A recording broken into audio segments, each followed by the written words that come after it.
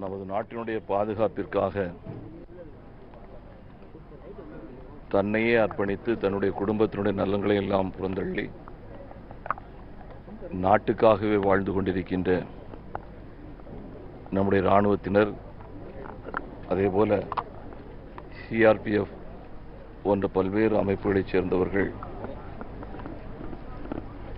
எந்த அளவுக்கு உழைப்பை கொடுக்கின்றார்களோ அவருடைய உழைப்பை நம்பி நாமெல்லாம் பாதுகாப்பாக வாழ்ந்து கொண்டிருக்கின்றோம்.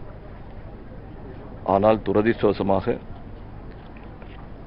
இந்த நாட்டை அழிக்க வேண்டும், எதிரி நாடுகளுடைய கையிலே நம்முடைய நாடு சிக்க வேண்டும், பயங்கரவாதத்தின் மூலமாக நம்முடைய நாடு அழிக்கப்பட வேண்டும் என்கின்ற சிந்தனை படைத்த மாவோயிஸ்ட் போன்ற பல்வேறு நக்சலைட் போன்ற பல்வேறு பயங்கரவாத இயக்கங்கள் நம் நாட்டை நம்முடைய நாட்டினுடைய ஜனநாயகத்தை காப்பாற்றிக் கொண்டிருக்கின்ற இராணுவ வீரர்களை கொன்று குவித்துக் கொண்டிருக்கின்றார்கள். அவருடைய பயங்கரவாத தாக்குதல் மூலமாக சத்தீஸ்கர் மாநிலம் சுக்மா மாவட்டத்தைச் சேர்ந்த கலாபத்தர் பகுதியிலே சாலைகள் அமைக்கக்கூடிய பணியில் ஈடுபட்ட சாதாரண ஊழியர்களுக்கு பாதுகாப்பு கொடுக்கக்கூடிய பணியில் இருந்த சிஆர்பிஎஃப் 74வது படைப்பிரிவைச் சேர்ந்தவர்கள் மீது நேற்றைய தினம் மதியம் அவர்கள் உணவருந்து கொண்டிருந்த நேரத்தில் பயங்கரவாத இயக்கங்களைச் சேர்ந்தவர்கள் 300க்கும் மேற்பட்டவர்கள் திடீர் தாக்குதலை நடத்தியிருக்கின்றார்கள்.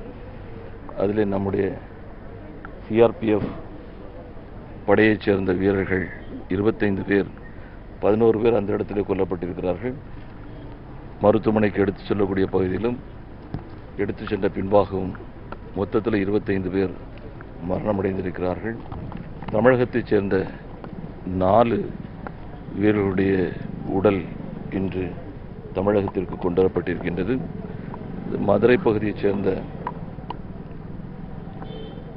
அழகுபாண்டி என்கின்ற சகோதரர், 26 வயது நிரம்பி இருக்கக்கூடிய அவருடைய குடும்பமே நம்முடைய நாட்டினுடைய பாதுகாப்பிற்காக தன்னை அர்ப்பணித்தவர்கள். அவருடைய தகப்பனார் இராணுவத்தில் பணிபுரிந்தவர், அவருடைய சகோதரர்களுடைய கணவன்மார் அவர்களும் இராணுவத்தில் பணிபுரிந்துட்டு இருக்கிறாங்க.